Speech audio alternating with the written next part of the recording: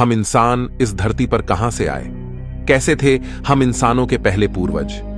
आखिर इतिहास की वो कौन सी घटना थी जिसने इंसानों को जन्म दिया? इंटेलिजेंस का जन्म कैसे हुआ? किसने नग्न घुमक्कड़ इंसानों को कपड़े पहनना सिखाया, बोलना सिखाया? कैसे अंतरिक्ष ने धरती पर लाइफ का बीज बोया? दोस्तों, आज से 3.5 अरब साल पहले पृथ्वी पर एक ही प्रकार की लाइफ थी, यानी सिंगल सेल लाइफ। लेकिन अरबों सालों के थपेड़े खाते हुए आज करोड़ों स्पीसीज धरती पर मौजूद है। हम इंसान 37 खरब से भी ज्यादा बैक्टीरियाज की कॉलोनी है। लेकिन इन करोड़ों स्पीसीज से अलग है हम इंसान, जिसमें भाषा और संस्कृति भी मौजूद है। ऐसे में इतने कॉम्प्लेक्स इंसान की उत्पत्ति कैसे हुई? वो सब चीजें जो हमें इंसान बनाती है, आखिर कैसे नेचर से हमें मिली? कैसे अरबों साल के विकास क्रम ने जीवन को एक नई दिशा दी? चलिए जानते हैं आज के इस एपिसोड में। हमारी पृथ्वी पर 3.5 अरब साल पहले रहस्यमय ढंग से लाइफ पैदा हुई। उससे पहले पृथ्वी पर लाइफ का कोई नामो निशान नहीं था, यानी इसकी उत्पत्ति से लेकर 1 अरब साल तक पृथ्वी लाइफ से सूनी थी। पृथ्वी पर कॉन्शियसनेस पैदा ही नहीं हुई थी। 1 अरब साल तक पृथ्वी अनकॉन्शियस थी, लेकिन 3.5 अरब साल पहले कुछ ऐसा हुआ जिसने पृथ्वी पर एक ग्रेटेस्ट शो को जन्म दिया। उस शो का नाम है एवोल्यूशन। जब से लाइफ पैदा हुई तब से लेकर अब तक प्राकृतिक आपदाएं हमेशा से लाइफ की दुश्मन बनी रहीं, और यही कारण है कि 5 बार प्रलय ने लाइफ को खत्म करने की कोशिश की, लेकिन लाइफ हमेशा सरवाइव करती गई। न सिर्फ सरवाइव, बल्कि कॉम्प्लेक्स फॉर्म में विविध प्रकार के जानवर धरती पर पैदा होते चले गए। शुरुआत में जन्मी सिंगल सेल बैक्टीरिया लाइफ की सबसे सिंपल फॉर्म थी, और धीरे धीरे नेचर ने इसे कॉम्प्लेक्स बनाना शुरू किया। अरबों सालों में लाइफ समुद्र से भूमि पर और भूमि से आसमान में कदम रखने लगी। इन अरबों सालों में इंसान का कोई नामो निशान नहीं था। आज से 65 मिलियन साल पहले डायनासोर्स जैसी प्रजाति का भी अंत हो गया था। डायनासोर्स के युग का अंत होने के बाद अब धरती पर मैमल्स का राज होना बाकी था। मैमलियंस धरती पर मौजूद सभी स्तनधारियों और इंसानों के पूर्वज थे, जो साइज में चूहे के जितने छोटे थे। लेकिन नेचुरल सिलेक्शन और एवोल्यूशन के चलते मैमल्स की भी कई अलग अलग प्रजातियां पैदा होने लगी। डायनासोर के मरने के बाद अब धरती मैमल्स के लिए खुला मैदान थी। जो मेमल्स डायनासोर के डर से बिलों में छुप कर रहते थे, वे अब बेखौफ घूम सकते थे। अब वे दिन दहाड़े एक नए एनवायरनमेंट में रहने लगे। अब मैमल्स ने अपनी आजादी का फायदा उठाकर अलग अलग वातावरण में रहना शुरू किया। इस वजह से नेचुरल सिलेक्शन के चलते मैमल्स भी कई प्रकार के जीवों में विकसित होने लगे। लेकिन दोस्तों, डायनासोर अभी पूरी तरह नहीं मरे थे, बल्कि उड़ने वाले डायनासोर की कई प्रजातियां अभी भी सरवाइव कर गई थीं। पर बदलते मौसम और वातावरण की वजह से वे भी धीरे धीरे बर्ड्स में इवॉल्व करने लगे। इन मैमल्स को विचित्र प्रकार के जीवों में तब्दील होने में अगले करोड़ों साल लगे, जहां मैमल्स इवॉल्व होते होते प्राइमेट में तब्दील हुए। इन्हीं प्राइमेट से आगे चलकर इंसान की उत्पत्ति होनी थी।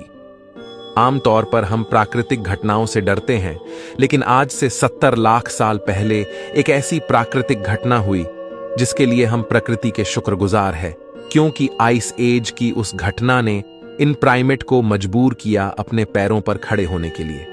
यह पहला कदम था इंसान की उत्पत्ति की ओर। इसी के साथ उस समय अफ्रीका में पैदा हुए ऊंचे ऊंचे पहाड़ों की वजह से अफ्रीका के उमस भरे जंगल धीरे धीरे सूखे और ठंडे पड़ने लगे। ऐसे में पेड़ों पर कूदने फांदने वाले प्राइमेट्स के लिए एक बड़ी परेशानी हो गई। अब बड़े पेड़ों की तादाद कम होने लगी और उनकी जगह घास ने ले ली।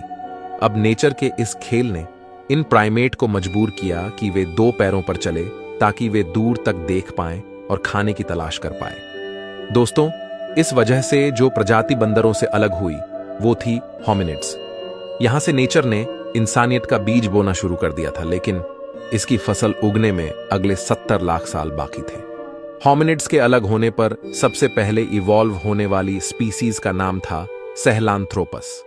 इन्हें देखकर बंदरों जैसी ही फीलिंग आती थी, लेकिन बदलते एनवायरनमेंट ने इस फीलिंग को भी बदल दिया।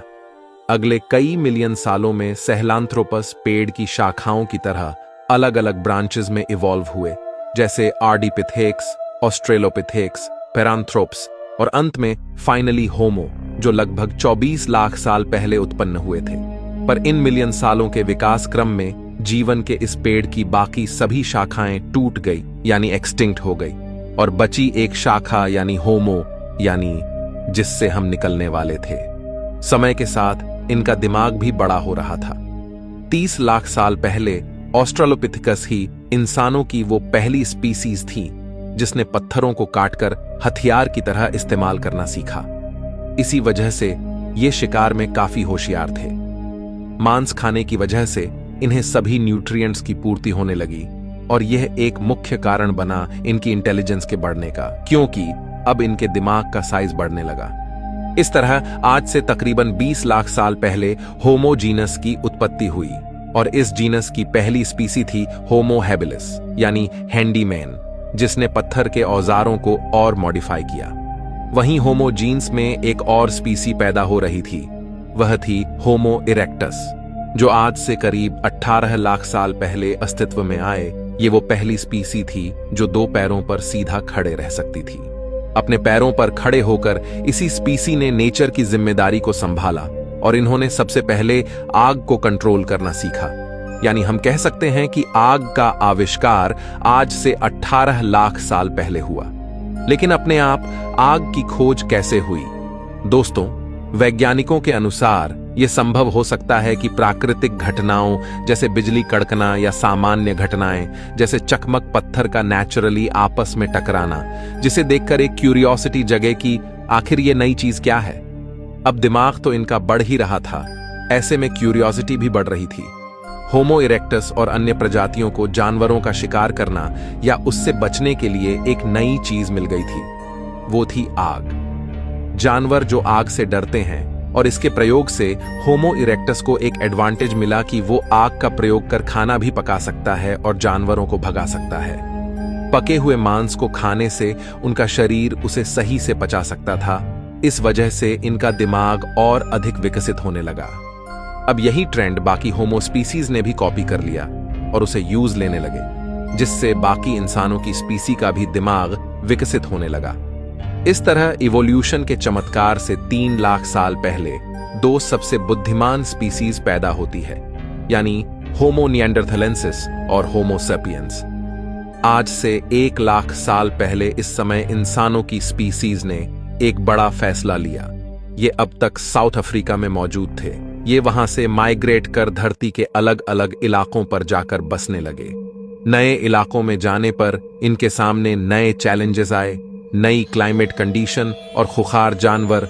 अब अपने सर्वाइवल के लिए इन्होंने दिमाग लगाया और नए विकसित हथियार तैयार किए। अब इन हथियारों की वजह से ये शिकार को काट सकते थे और दूर दूर तक ले जा सकते थे। इस समय कुछ और नए चैलेंजेस सामने आते हैं, जैसे हिरन जैसे जीवों का शिकार करना, जिसके लिए एक साथ मिलकर काम करने की जरूरत थी। और इस तरह टीम वर्क में काम करने के लिए एक नए आविष्कार की जरूरत थी, वो थी भाषा। एक दूसरे से कम्युनिकेट करना, और यह भाषा की शुरुआत हुई इशारों से, अलग अलग सिग्नेचर से। यह भाषा की शुरुआत थी जिसे प्रोटो लैंग्वेज कहा जाता है। अब लैंग्वेज जैसी एक नई चीज आने से इन ह्यूमंस ने उसका खूब प्रयोग करना शुरू किया। वहीं लैंग्वेज के और कॉम्प्लेक्स बनने का कारण था ह्यूमंस के बीच इंटरेक्शन, आपस में होने वाले कॉम्प्लेक्स इंटरेक्शन और डिटेल में चीजों को एक्सप्लेन करने के लिए धीरे धीरे लैंग्वेज इवॉल्व होने लगी। अब इंसान की शरीर की ऊर्जा दिमाग पर अधिक खर्च होने लगी, जिससे इवोल्यूशन दिमाग का हुआ। लैंग्वेज की वजह से ब्रेन के कॉग्निटिव पार्ट ने ग्रो किया। दोस्तों, हो सकता है कि लैंग्वेज की वजह से चुगली करने का आविष्कार भी फीमेल्स ने उसी समय किया होगा। लेकिन दोस्तों, अब तक जो ह्यूमन स्पीसीज नग्न घूमती थीं, आखिर ऐसा क्या हुआ जिस वजह से उन्होंने कपड़े पहनना सीखा? वैज्ञानिकों के अनुसार हमारे प्राचीन इंसानी पूर्वजों के शरीर पर बाल अधिक हुआ करते थे, लेकिन धीरे धीरे उनके फर लूज होने लगे। अब क्लाइमेट चेंज होने की वजह से और माइग्रेशन के कारण ठंडे इलाकों में रहने की वजह से इंसानों ने अपने स्टोन टूल्स का प्रयोग करके, वैज्ञानिकों के अनुसार आज से 1,70,000 साल पहले इंसानों ने कपड़ों का आविष्कार किया। अब इंसानों की स्पीसीज में होमो निएंडरथेल्स और होमो सेपियंस ही बची थीं और वे आइस एज के बर्फीले युग से गुजर रही थीं। और फ्रेंड्स, इस तरह लगातार डेवलप होते होते आज से 30,000 साल पहले होमो सेपियंस और होमो निएंडरथल्स में से एक ही स्पीसीज सरवाइव कर पाई। वो थी हम इंसान, यानी होमो सेपियंस। और वैज्ञानिक पूरी तरह से नहीं जानते कि आखिर क्यों और कैसे होमो निएंडरथालेंसिस विलुप्त हुए। इस वक्त तक आइस एज का युग जारी था, जो आज से 10,000 साल पहले जाके खत्म हुआ। लेकिन मॉडर्न ह्यूमंस किसी तरह हिम युग की कड़कती ठंड को सरवाइव कर गए। पर इधर उधर घूमते रहने की वजह से अब उनके लिए खाने की समस्या होने लगी।